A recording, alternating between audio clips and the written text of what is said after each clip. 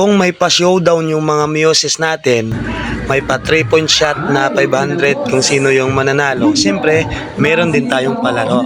At ito nga mga idol, nagpa-give me what I want ako. Unang hiningi namin, cash prize, 300 pesos. At yung unang nga naming hiningi mga idol ay yung Liston na brown. Kaso dalawa sila, may nauna siya ng isa, kaso nakakabit pa sa sapatos. Kaya paunahan na lang ng hubad mga idol kasi Liston lang yung hinihingi namin. At yung Dumga Ilawod na si Tokol number 26 yung unang nanalo sa unang Give Me What I Want natin sa Liston na kulay brown. At nanalo siya ng 300 pesos. At nang pagbigay ko nga ng cash prize mga idol ay parang hindi ko na ibabalik yung Liston, nakalimutan. At syempre dito na tayo sa pangalawang Give Me What I Want natin. Pangalawang hihingin namin, syempre sasabihin ng Muse natin yan.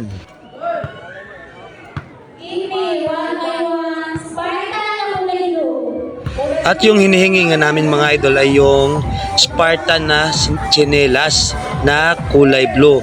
Parang wala mga idol kaya magka-countdown tayo ng 10 to 1. At kung wala, proceed tayo sa another na hihingin natin.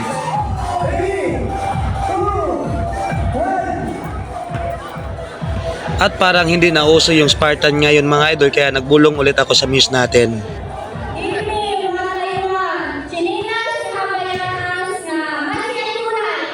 At yung hinihingi nga namin mga idol, yung tsinelas na habayanas kahit anong kulay at may una na ngang lumapit mga idol. Pero may sumunod sana, kaso may nauna na. Hindi tulad mga idol sa Liston na yon na pinaano ko talaga, pinahubad kasi dalawa sila at Liston lang yung hinihingi natin. Ito, sleeper lang kaya wala tayong pahubarin kung sino yung unang lumapit, siya talaga yung nanalo ng 300 pesos. At syempre dito na tayo sa pangatlo mga idol, 500 pesos yung premium nito. At syempre may sponsor tayo dyan. So ayan, once again, thank you kay bro Tatay Let's, thank you bro sa suporta at sa pag-sponsor mo ng 500 pesos para may pa-premium tayo. At yung pangatlo ko nga hihingiin mga idol ay yung mga lumang sapatos o sira, only players mga idol, para lang to sa mga players. Kung sino yung may suot na pinakamaluma o sira na sapatos mga idol, siya yung mananalo. Kaya hindi to paunahan mga idol. Kung sino yung may luma o sira, pinapapunta ko lang dito sa harap para ma-judge natin. At kung sino yung pinakamaluma o yung sira talaga, siya yung mananalo ng 500 pesos.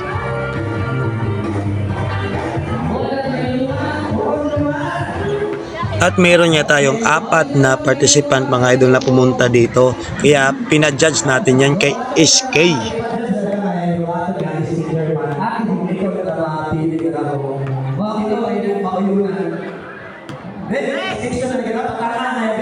Kaya tiningnan talaga natin maigi yan na sa labas o sa loob, sa taas o sa baba o sa mga spike. Tiningnan natin talaga kung sino talaga yung may pinakamaluma o sirang sapatos dito sa liga na to.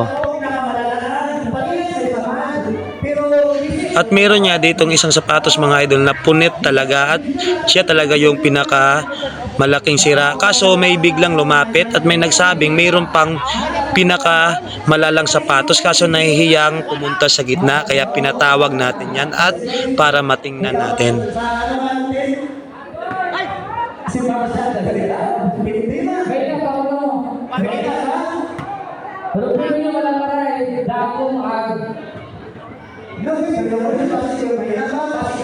At nagduda nga ako dito mga idol baka sinira na gusto, pero sabi niya pagparid daw napaka na kuha yung spike. At tingnan ko naman yung quality ng sapatos niya mga idol, kulang pa talaga yung 500 pesos dyan para sirain lang para sa cash prize.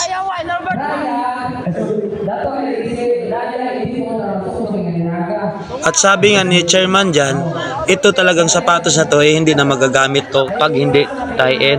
At siya talaga yung pinakamalaki kaya nagdesisyon si SK na siya talaga yung nanalo. Pero hindi pa rin uuwi yung luhaan na si Martin Tayman na punit yung sapatos. Magbibigay pa rin ako ng 200 pesos para sa kanya.